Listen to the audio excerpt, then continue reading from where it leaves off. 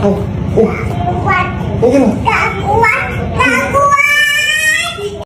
few moments later.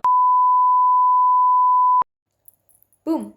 Hai semua, perkenalkan namaku Anggun Gita Aprilia dengan NIM 231910601054 dari Prodi Teknik Lingkungan. Nah, di sini saya akan menjelaskan tentang proses perlakuan biologis anaerobik dengan pertumbuhan bertahan dan tersuspensi. Saya menggunakan literatur buku Metcalfe. Nah, dalam proses perlakuan biologis anaerobik dengan pertumbuhan tertahan dan tersuspensi ini melibatkan dua metode utama dalam pengelolaan air limbah. Yang pertama yaitu pertumbuhan tersuspensi. Ya, metode ini mengandalkan mikroorganisme yang tetap berada dalam suspensi di dalam tangki perlakuan. Nah, mikroorganisme ini berfungsi untuk memecah bahan organik tanpa memerlukan oksigen. Nah, proses ini biasanya dilakukan dalam reaktor anaerobik di mana kondisi tanpa oksigen memungkinkan mikroorganisme anaerobik untuk berkembang dan menguraikan limbah. Nah, metode yang kedua yaitu pertumbuhan tertahan. Dalam pendekatan ini, mikroorganisme melekat pada substrat padat dan membentuk biofilm yang memfasilitasi degradasi polutan saat air limbah mengalir di atasnya. Nah, proses ini tentunya sering digunakan dalam sistem seperti kolam biofilter atau reaktor aliran maju, yaitu Upload Anaerobic Subglass Blanket atau USB. Nah, di mana mikroorganisme terikat pada media tertentu dan meningkatkan efisiensi pengolahannya. Kedua proses ini sangat penting ya teman-teman dalam pengolahan air limbah yang efisien, terutama dalam penghilangan nutrisi dan degradasi bahan organik. Nah, penggunaan metode ini dapat membantu mencapai standar kualitas air yang lebih baik sebelum air limbah dibuang ke lingkungan.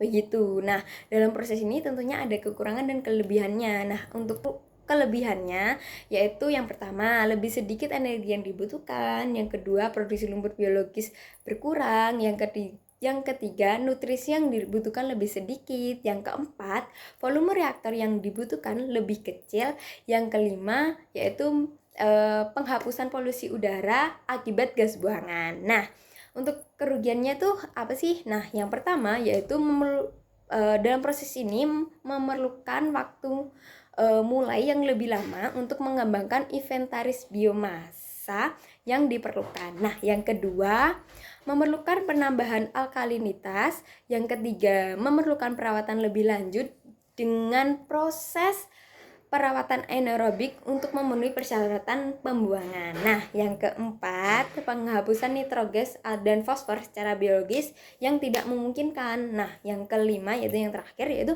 jauh lebih sensitif terhadap efek negatif suhu rendah pada laju reaksi dan potensi ketidakstabilan operasional serta kepekaan terhadap perubahan lingkungan yang tinggi. Nah, untuk jenis teknologinya itu mencakup penyekat anaerobik dan selimut lumpur anaerobik aliran atas. Nah, sistem ini memerlukan parameter desain yang cermat seperti waktu retensi hidrolik dan laju pemuatan untuk memastikan efisiensinya.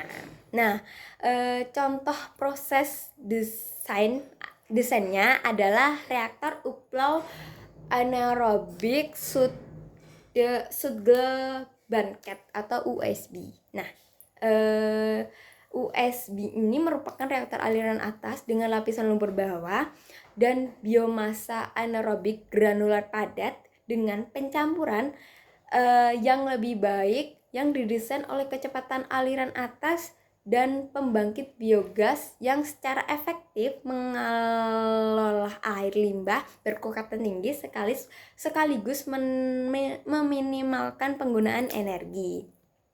Untuk penerapan teknologi anaerobik ini biasanya juga kan untuk pengolahan limbah berkekuatan tinggi dari berbagai industri, pengolahan air limbah domestik yang dikombinasikan dengan proses anaerobik lainnya. Terima kasih. Bye.